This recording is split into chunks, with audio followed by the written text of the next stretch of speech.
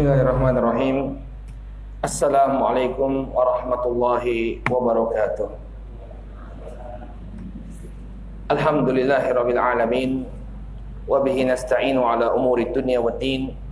Wassalatu wassalamu ala nabiyyina Muhammadin wa ala alihi wa sahbihi wa man ittaba'a hudahu ila yaumiddin, amma ba'd. Bapak hadirin yang semoga dimuliakan oleh Allah, alhamdulillah, puji dan syukur kita panjatkan kepada Allah Subhanahu wa taala atas segala nikmat yang telah Allah Subhanahu wa taala anugerahkan kepada kita semua, sehingga di malam hari ini kembali kita berkumpul di Masjid Al-Marhamah yang kita cintai ini untuk kembali melanjutkan pelajaran kita membahas kitab Al-Kabair karya dari Al-Imam Adz-Dzahabi rahimahullahu taala. Kita masih membahas dosa besar yang ke-35, yaitu at-ta'allum lid-dunya wa kitmanul ilm. Menuntut ilmu agama untuk mendapatkan dunia dan juga menyembunyikan ilmu. Kita telah bacakan dalil-dalil yang dibawakan oleh Al-Imam Adz-Dzahabi tentang ayat-ayat ya, yang menunjukkan bahwa menuntut ilmu itu hendaknya dilakukan, menuntut ilmu agama itu hendaknya dilakukan karena Allah Subhanahu wa taala. Demikian juga telah kita sebutkan bahwa menuntut ilmu, menyembunyikan ilmu, ini adalah kebiasaannya ahlul kitab, kebiasaannya orang-orang Yahudi, ya, di mana mereka mengetahui tentang kebenaran dakwah yang dibawa oleh Rasul Shallallahu Alaihi Wasallam, namun mereka sembunyikan karena tidak sesuai dengan hawa nafsu mereka.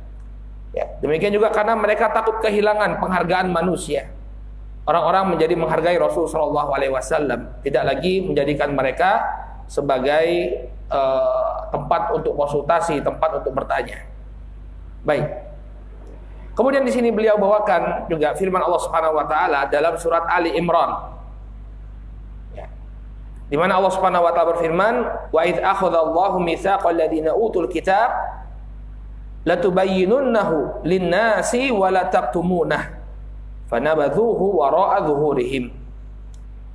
Dalam surat Ali Imran, ya, ayat yang ke-187 Allah berfirman, dan ingatlah ketika Allah Subhanahu wa taala mengambil perjanjian dengan orang-orang yang diberikan Alkitab, ya, yaitu hendaknya mereka menerangkan isi Alkitab tersebut kepada manusia dan janganlah mereka menyembunyikannya. Jadi dahulu orang yang diberikan ilmu oleh Allah Subhanahu wa taala, ilmu agama, dia punya kewajiban untuk menjelaskannya kepada manusia. Tidak boleh baginya kemudian untuk menyembunyikan kebenaran. Ya.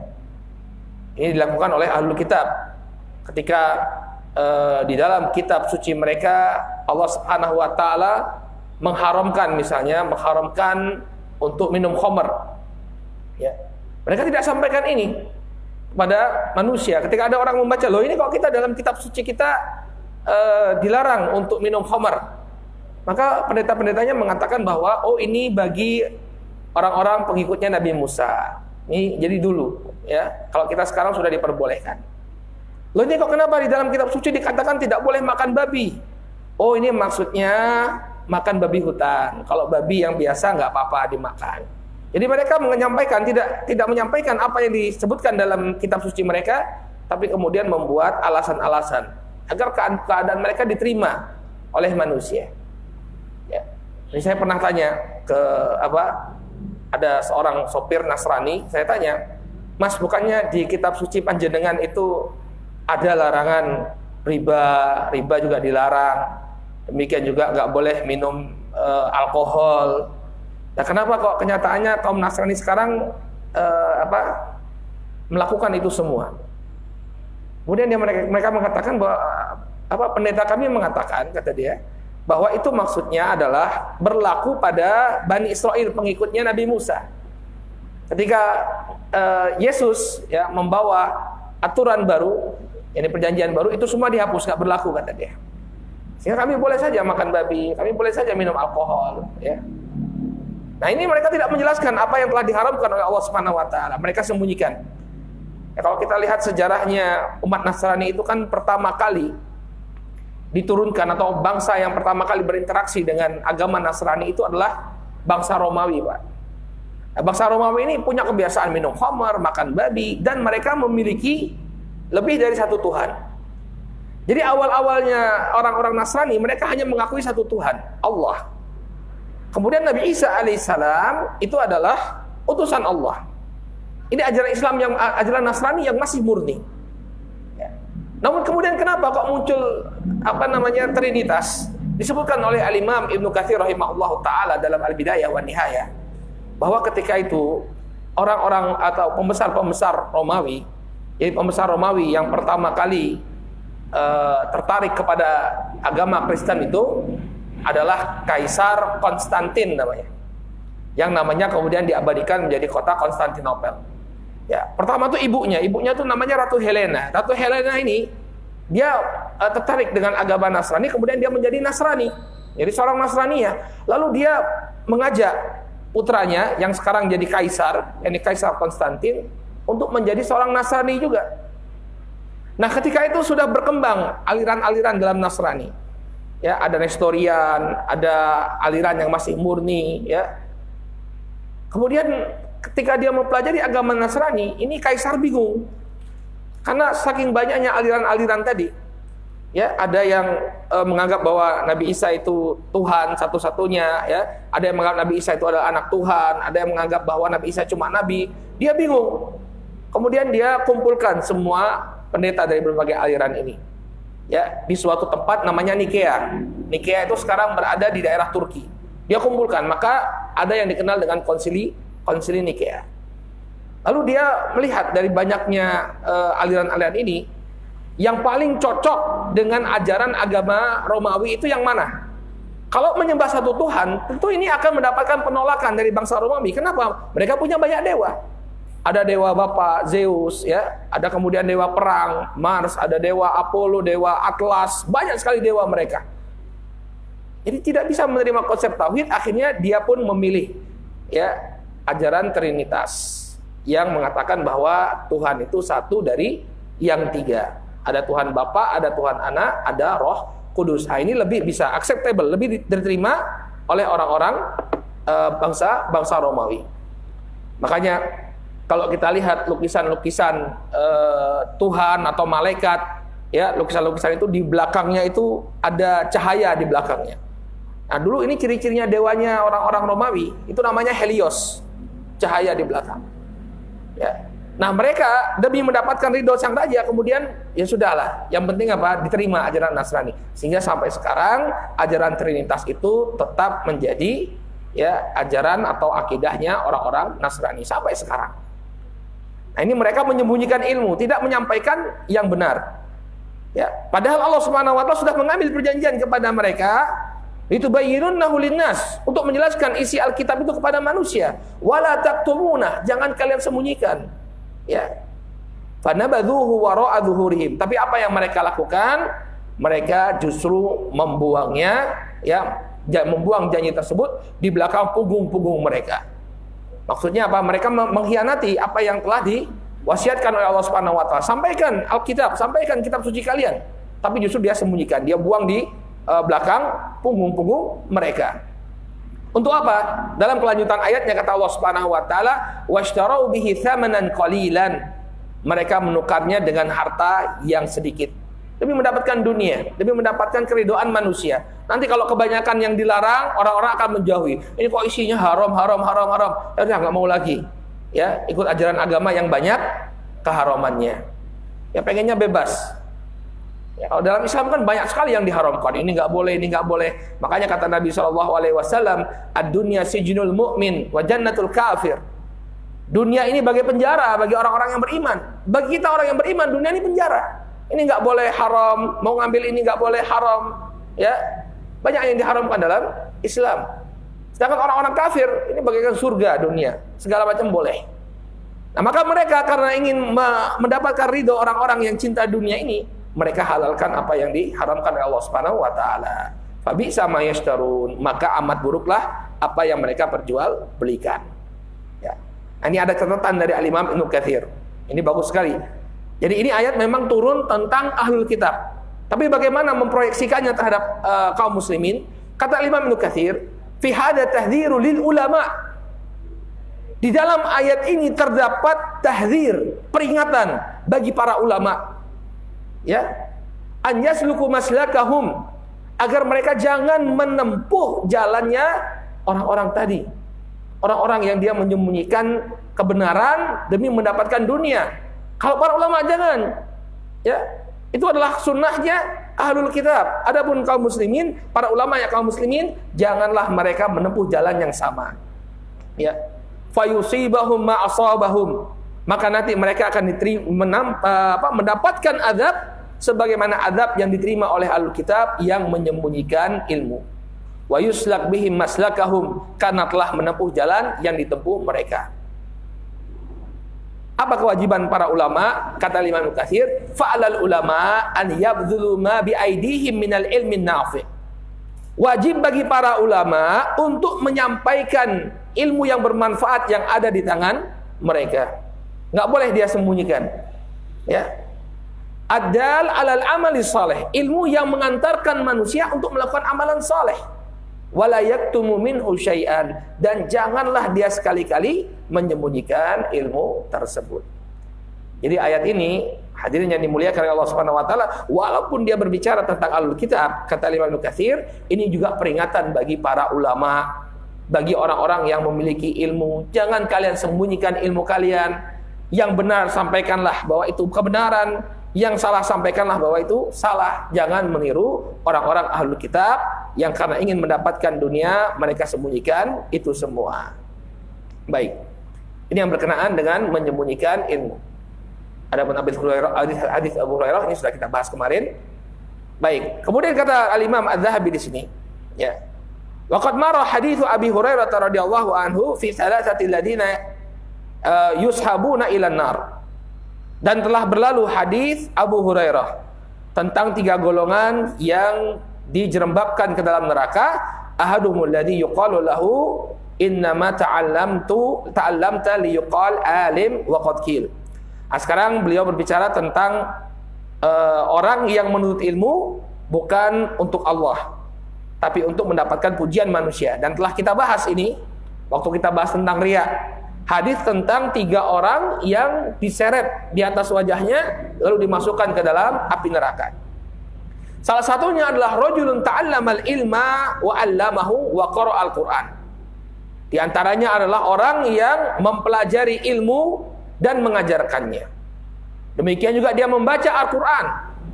Kemudian fa'utiya bihi fa'arafahu di'amahu fa'arafaha. Kemudian dia didatangkan di hadapan Allah Subhanahu wa taala, lalu ditampakkan nikmat-nikmat yang Allah berikan kepadanya. Qala fama amilta fiha. Kemudian dia ditanya, ya, apa yang kau lakukan terhadap nikmat-nikmat ini? Kemudian dia mengatakan ta'allamtul ilma wa 'allamtuhu wa qara'tu fikal Qur'an. Ya, aku mempelajari ilmu agama, demikian juga aku mengajarkan ilmu agama ini, demikian juga aku membaca Al-Qur'an untukmu ya Allah. Namun kata Allah Subhanahu wa taala, kadzabta, engkau dusta. Ya, lakinnaka ta'allamtal ilma liyuqal alim. Tidaklah engkau mempelajari ilmu melainkan agar orang-orang menyanjungmu, mengatakan engkau adalah seorang alim, engkau adalah seorang ulama. Wa qara'tal Qur'an liyuqal huwa qari'. Tidaklah engkau membaca Al-Qur'an melainkan agar orang-orang memujimu. Wa si fulan adalah seorang qari', bacaannya bagus. Wa qad qil, itu semua sudah kamu dapatkan. Orang-orang sudah memanggilmu sebagai seorang alim, orang-orang juga sudah memanggilmu sebagai seorang qari. Tsumma umira bihi fasuhiba ala wajhihi hatta ulqiya finnar. Kemudian dia diseret di atas wajahnya, kemudian dilemparkan ke dalam api neraka. Nah, ini peringatan bagi orang yang ingin menuntut ilmu agama. Hendaknya kalau ingin menuntut ilmu agama, yang dicari adalah ridho Allah Subhanahu wa taala, bukan untuk mendapatkan kedudukan manusia. Belajar Al-Qur'an biar jadi qari, ya. Kemudian suaranya direkam, kemudian diputar di mana-mana. Jangan sama sekali. Alangkah rendah kita mengganti keridhaan Allah, kecintaan Allah Subhanahu wa taala, ya, dengan pujian manusia yang tidak ada harga dan nilainya. Baik. Qala rahimahullahu taala. Kemudian masih berbicara tentang mengikhlaskan niat dalam mempelajari ilmu agama. Wa an Yahya bin Abi Ayyub, wa an Yahya bin Ayyub, ya, an Ibnu Juraij an Abi Zubair an Jabir marfu'an. Imam Az-Zahabi membawakan sanadnya dari sahabat Jabir bin Abdullah radhiyallahu taala anhu secara marfu' kepada Nabi sallallahu alaihi wasallam. Beliau mengatakan, la tata'allamul ilma litubahu bihil ulama. Janganlah kalian itu mempelajari ilmu untuk dibanggakan kepada para ulama. Ini loh, saya sudah bisa ini, saya sudah bisa itu, saya sudah bisa ini, saya sudah bisa itu. Ya, bahkan terkadang orang kalau sudah belajar, dia sombong di hadapan gurunya. Jangan. Autumaru bihi sufaha, atau untuk mendebat orang-orang yang bodoh. Ada orang yang nggak tahu ilmu agama, dia belajar agama agar kelihatan lebih pintar daripada manusia, didebat orang-orang yang bodoh tadi.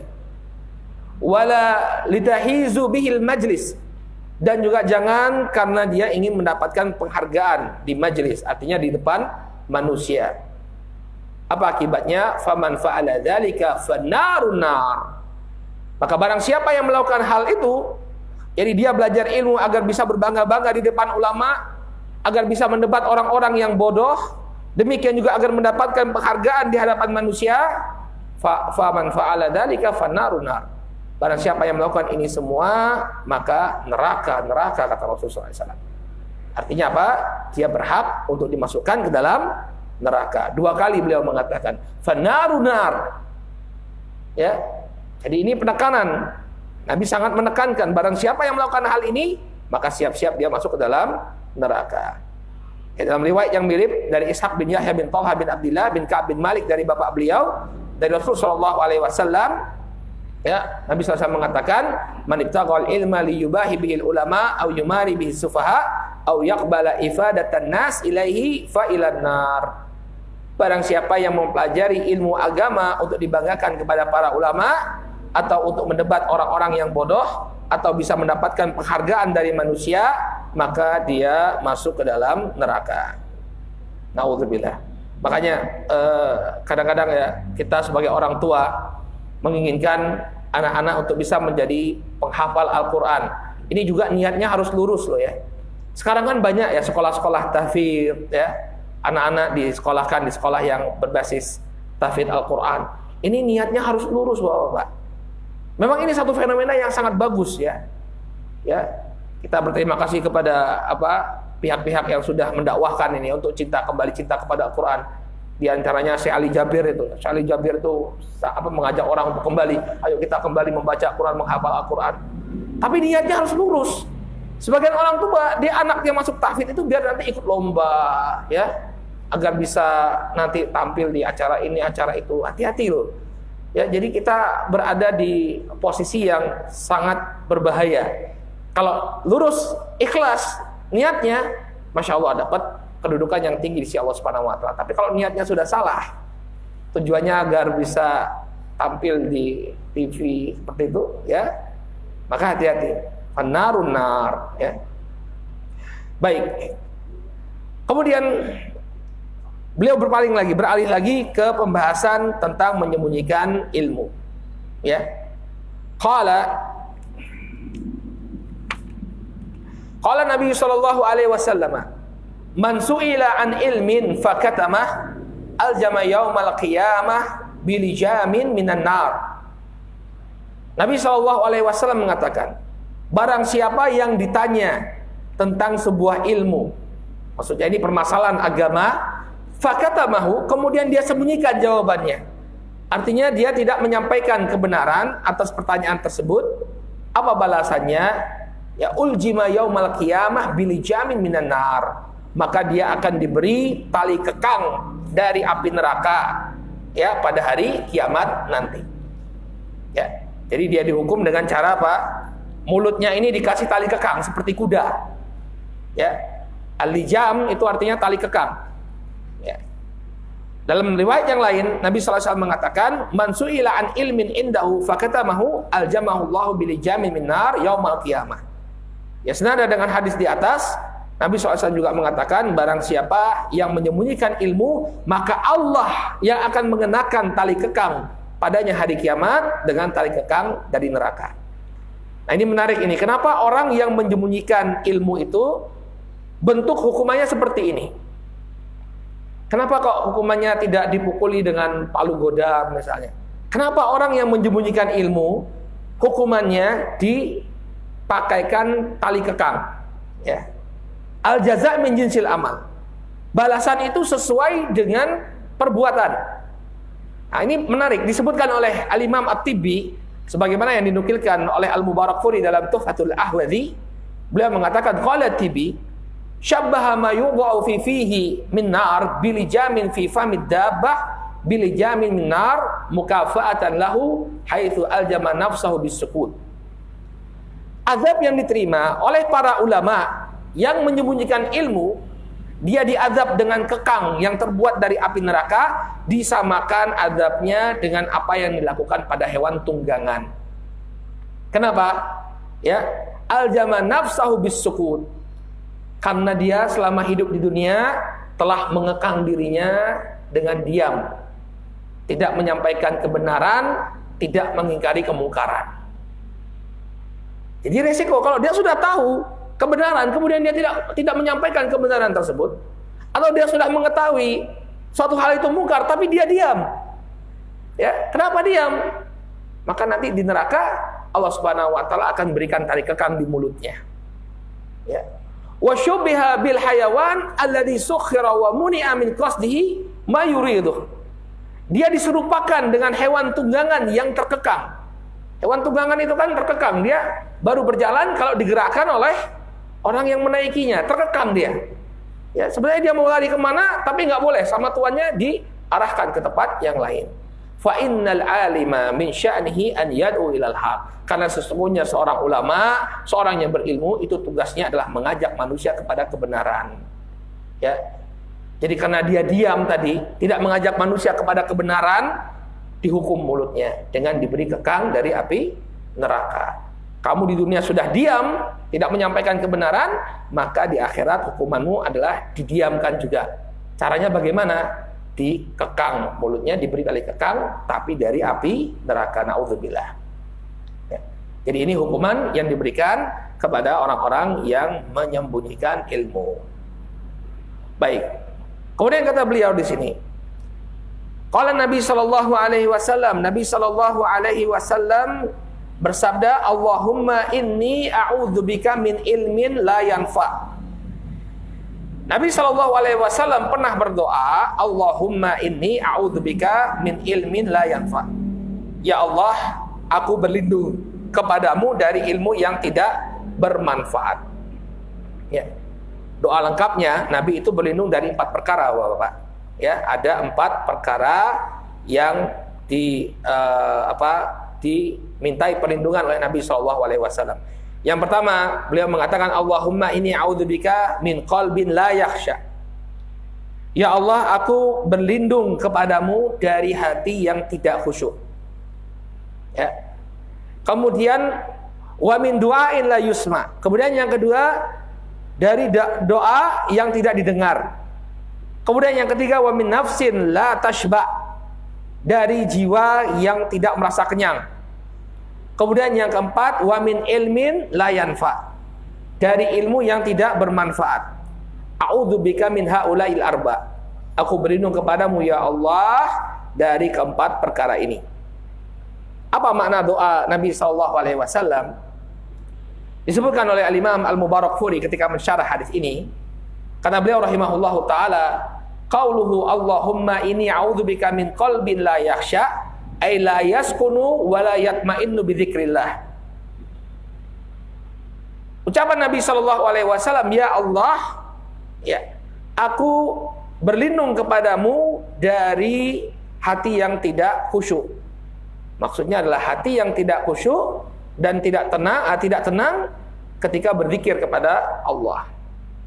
Jadi ada sebagian orang yang dia berzikir kepada Allah. Kan harusnya kan zikir kepada Allah itu akan membawa ketenangan pada dirinya. Ya. Apa di dalam Al-Qur'an Allah Subhanahu wa taala mengatakan ala bidzikrillah tatmainnul qulub. Ketahuilah bahwa dengan mengingat Allah hati akan menjadi tenang. Nah, ada orang yang luar biasa, dia berzikir tapi tidak mendapatkan ketenangan. Maka Nabi SAW meminta perlindungan kepada Allah Subhanahu wa taala agar zikir yang dilakukan itu membuahkan ketenangan. Jadi kita jangan cuma bersandarkan kepada amalan kita, berzikir, tapi juga meminta kepada Allah agar zikir ini membawa manfaat. Kita berlindung dari zikir yang tidak membawa ketenangan. Ini yang pertama. Qala wa min du'ain la yusma. Dari doa yang tidak didengar. Apa makna doa yang tidak didengar? Apakah Allah tidak mendengar doa kita? Jawabannya, Allah tentu mendengar. Allah memiliki sifat as-sami'. Allah Maha mendengar. Semua apa yang kita katakan didengar oleh Allah Subhanahu wa taala. Sampai doa kita pun ya didengar oleh Allah Subhanahu wa taala. Sehingga apa makna sabda Nabi SAW? Aku berlindung kepadamu ya Allah dari doa yang tidak didengar, ay la yustajab, yaitu doa yang tidak dikabulkan. Ya. Nah, gimana ini? Kok ada doa yang tidak dikabulkan? Padahal Allah itu kan memerintahkan kita untuk berdoa. Ud'uni astajib lakum. Berdoalah kalian kepadaku, maka aku akan kabulkan doa kalian. Lah kok kita disuruh berdoa kok tapi ada doa yang tidak dikabulkan? Maksud dari firman Allah, ud'uni astajib lakum, berdoalah kalian niscaya aku akan kabulkan, yakni doa yang memenuhi syarat, yang tidak ada penghalangnya untuk dikabulkan. Tapi kalau doa itu ada penghalangnya untuk dikabulkan, maka Allah akan halangi dari pengkabulan doa tadi. Apa yang bisa menghalangi doa? Di antaranya sudah sering kita sampaikan, harta yang haram. Bagaimana yang dikisahkan oleh Nabi, ada orang yang dalam keadaan safar, dia sangat butuh pertolongan Allah, dia angkat tangannya ke atas langit, dia mengatakan ya Rabbi, wahai Rabbku, dia memelas kasih sayang Allah Subhanahu wa taala. Tapi wa matamu haram, wa malbasu haram, ya wa ghudiya bil haram, ya. Yani tapi makanannya haram, kemudian minumannya haram, pakaiannya haram, fa anna yustajabu lidzalik. Maka bagaimana doanya akan dikabulkan? Makanya Nabi SAW jadi meminta kepada Allah agar dilindungi dari doa yang tidak dikabulkan. Artinya jangan sampai kita terjatuh pada perkara-perkara yang bisa menghalangi doa kita tidak dikabulkan oleh Allah. Ya. Jadi manusia itu jangan kemudian merasa pede. Oh saya sudah melakukan semuanya. Enggak, kita minta perlindungan kepada Allah. Ya. Kemudian yang ketiga, wa min nafsin la tashba. Dari jiwa yang tidak pernah merasa kenyang. Apa maknanya? Ai bima atahallah wa la taqna bima razaqahullah. Itu kita berlindung kepada Allah Subhanahu wa taala dari merasa tidak puas terhadap apa yang dianugerahkan oleh Allah Subhanahu wa taala. Wa la tafturu an jam'il mal. Ya, lima fiha min syiddatil hirs. Demikian juga kita berlindung kepada Allah Subhanahu wa taala dari tidak pernah lelah untuk mengumpulkan harta. Ya. Kita berlindung dari jiwa yang tidak pernah lelah untuk mengumpulkan harta. Jiwa yang rakus untuk selalu mengumpulkan harta. Ya. Ini diantara makna jiwa yang tidak pernah merasa kenyang. Atau maknanya sesuai dengan lafadznya, yakni au min nafsin ta'kulu katsiran. Sebagian ulama mengatakan maknanya ya memang sesuai dengan lafadznya. Ya, yakni meminta kepada Allah Subhanahu wa taala untuk berlindungi diri kita dari jiwa yang tidak pernah merasa kenyang, pengen makan terus. Enggak pernah kenyang. Ya. Secara letterlux jadi ya. Atau qala Ibnu Malik, ya, qala Ibnu Malakin ai harisatin ala jam'il mal wa tahsilil manasik. Atau makna yang lain, kita meminta perlindungan kepada Allah Subhanahu wa taala dari rakus kepada rakus atau selalu rakus untuk mengumpulkan harta au tahsilil manasib atau mendapatkan kedudukan di hadapan manusia. Ini semua makna yang terkandung dari doa a'udzubika min nafsin la tashba, dari jiwa yang tidak pernah merasa kenyang. Jadi semua makna benar.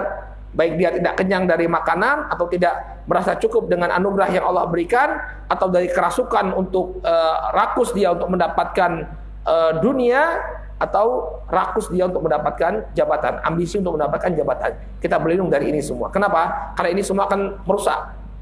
Ya, ambisi terhadap dunia ini akan menyebabkan orang lupa akhirat. Terkadang orang karena dia ingin mendapatkan dunia, dia halalkan segala cara. Lupa dia bahwa segala sesuatu akan dimintai pertanggungjawaban. Makanya Nabi SAW meminta perlindungan dari tidak merasa kenyang. Nah, kemudian ini yang berkaitan dengan pembahasan kita. Terakhir Nabi SAW meminta wa min ilmin la yanfa, dari ilmu yang tidak bermanfaat. Apa makna ilmu yang tidak bermanfaat? Kata Imam Al-Mubarakfuri rahimahullahu taala, ai ilmin la a'malu bihi. Ilmu yang tidak bermanfaat itu maknanya yang pertama adalah ilmu yang tidak diamalkan. Ini makna ilmu yang tidak bermanfaat, ilmu yang tidak diamalkan. Yang kedua, wala u'allimun nas. Kemudian ilmu yang tidak aku ajarkan kepada manusia. Ini resiko ya. Orang sudah punya ilmu agama tapi kemudian dia tidak mengajarkannya kepada manusia, maka ilmunya menjadi ilmu yang tidak bermanfaat. Ya. Demikian juga wala yuhadzibul akhlaq wal aqwal wal af'al. Demikian juga yang dimaksud dengan ilmu yang bermanfaat, ilmu yang tidak memperindah akhlak, ilmu yang tidak memperindah ucapan, ilmu yang tidak memperindah perbuatan seseorang. Belajar ilmu agama tapi ucapannya tidak dia jaga. Ya. Tidak ada bedanya antara dia dengan pelaku kemaksiatan. Ya. Dari mulutnya masih keluar sumpah serapah. Ketika berkumpul kerjanya ghibah, nggak ada beda sama sekali. Maka ilmunya itu ilmu yang tidak bermanfaat. Ciri ilmu yang bermanfaat adalah dia memperbagus seseorang, akhlaknya jadi semakin bagus. Dia jaga lisannya. Ya. Ini ciri ilmu yang bermanfaat. Jadi kalau wala yuhadzibul akhlaq wal aqwal wal af'al, ketika ilmu itu tidak memperindah, tidak mempercantik ya akhlaknya, ucapannya dan perbuatannya, ini adalah ilmu yang tidak bermanfaat. Au ilmin, kemudian yang selanjutnya ciri makna dari ilmu yang tidak bermanfaat, au ilmin la yuhtaju ilai, ilmu yang tidak dia butuhkan. Ilmu yang tidak bermanfaat, yang tidak dia butuhkan. Ya, waktu kehidupan kita di dunia ini sangat berharga. Jangan sampai kemudian mempelajari suatu ilmu yang tidak ada faedahnya sama sekali. Au lam yarid fi ta'limihi idzun syar'i. Kemudian definisi ilmu yang tidak bermanfaat lainnya adalah ilmu yang tidak diizinkan oleh syariat untuk mempelajarinya, seperti ilmu sihir, haram hukumnya. Ya. Atau ya ilmu sihir ya yang jelas ya. Atau ilmu tentang menipu ya, ilmu untuk menipu orang. Ya. Maka ini juga ilmu yang tidak diizinkan oleh syariat. Nah, inilah makna-makna yang terkandung dari ilmu yang tidak bermanfaat. Jadi ada berapa maknanya? Yang pertama, ilmu yang tidak diamalkan. Kemudian yang kedua, ilmu yang tidak diajarkan kepada orang lain. Kemudian ilmu yang ketiga, ilmu yang tidak memperindah akhlak, ucapan dan perbuatan. Kemudian yang keempat, ya, ilmu yang tidak dibutuhkan. Kemudian yang kelima, ilmu yang tidak diizinkan oleh syariat untuk mempelajarinya. Maka kita berlindung kepada Allah Subhanahu wa taala dari kelima jenis ilmu ini. Ya. Baik. Kemudian kata beliau di sini wa an Ibnu Mas'ud baik. Dari sahabat Ibnu Umar radhiyallahu taala anhu, ini juga peringatan bagi yang mempelajari ilmu agama untuk mendapatkan dunia. Nabi sallallahu alaihi wasallam qaal man ta'allama ilman li ghairillah aw arada bihi ghairillah falyatabawa maq'adahu minan nar. Hasanahu Tirmidzi. Dari Nabi sallallahu alaihi wasallam beliau bersabda, barang siapa yang mempelajari ilmu agama untuk yang selain Allah, ya, maka silahkan dia mengambil tempat duduknya dari api neraka. Ini maknanya sama dengan apa yang kita sampaikan tadi. Balasan bagi orang yang tidak ikhlas dalam menuntut ilmu agama adalah mendapatkan tempat duduk di api neraka. Qala wa an Ibnu Mas'udin qala man ta'allama ilman lam ya'mal bihi lam yazidhul ilma illa kibran. Barang siapa yang mempelajari ilmu agama kemudian tidak dia amalkan, maka tidaklah ilmu itu menambahkan pada dirinya kecuali hanya kesombongan. Artinya kalau orang belajar ilmu agama bukan untuk diamalkan, Apa buah dia dari menuntut ilmu? Sombongan. Kalau orang belajar ilmu agama bukan untuk diamalkan, maka ilmu tadi akan menjadi bumerang. Bukan menghasilkan ketawaduan, bukan menghasilkan akhlak yang bagus, tapi justru akan menghasilkan kesombongan. Saya sudah pernah belajar ini, belajar ini, belajar ini. Hanya itu saja yang dapat dia tunjukkan. Ya bukan akhlak yang baik, bukan perilaku yang baik. Tidak. Ilmunya tidak membuahkan hasil kecuali hanya kesombongan. Makanya para ulama ketika berbicara tentang adab menuntut ilmu, pasti yang pertama itu yang dibicarakan oleh mereka, yang dibawakan oleh para ulama adalah pentingnya menjaga keikhlasan dalam menuntut ilmu. Kan adab menuntut ilmu itu banyak, Pak. Ya, ada yang menghormati guru, kemudian memanfaatkan waktu, ya. Banyak sekali adab-adab menuntut ilmu. Tapi yang pertama, pasti yang pertama kali dibawakan oleh para ulama adalah tentang pentingnya menjaga keikhlasan dalam menuntut ilmu. Kenapa? Karena orang ketika tidak ikhlas dalam menuntut ilmu agama, dia akan berbuah apa? Kesombongan. Yang dilakukan hanya merendahkan orang lain. Baik. Kemudian selanjutnya, ini balasan bagi orang yang ilmunya tidak bermanfaat. Tadi sudah kita sampaikan bahwa salah satu ciri ilmu yang tidak bermanfaat adalah ilmu yang tidak diamalkan. Dari Usamah bin Zaid radhiyallahu taala anhu, ya, Nabi sallallahu alaihi wasallam, atau dari Abu Umamah radhiyallahu taala anhu, Nabi sallallahu alaihi wasallam bersabda, "Yuja'u birrajuli yaumal qiyamah fayulqa finnar." Ada seorang laki-laki yang dia dihadirkan pada hari kiamat, fayulqa finnar. Lalu dia dilemparkan ke dalam api neraka. Fatandaliqu aqtabuhu finnar fayaduru kama yadurul himar birohah. Ya. Maka kemudian dia berputar-putar seperti seekor keledai yang menarik mesin penggilingan gandum. Ya. Jadi ada sosok yang dihukum oleh Allah Subhanahu wa taala, ya, ususnya terburai, kemudian dia berputar-putar di neraka. Siapakah orang tersebut? Nah, insya Allah ini akan jadi pembahasan kita. Kita lanjutkan lagi pada pertemuan yang akan datang. Bismillahi ta'ala. Ya, kemudian setelah ini kita lanjutkan sedikit. Nanti kita masuk ke dalam bab yang baru tentang al-mannan. Orang yang suka mengungkit-ungkit pemberian. Ya, ini insya Allah akan jadi pembahasan kita di pertemuan yang akan datang. Bismillahi ta'ala. Naktafi bihadzal qadar. Subhanakallahumma wa bihamdika asyhadu an la ilaha illa anta astaghfiruka wa atubu ilaik. Assalamualaikum warahmatullahi wabarakatuh.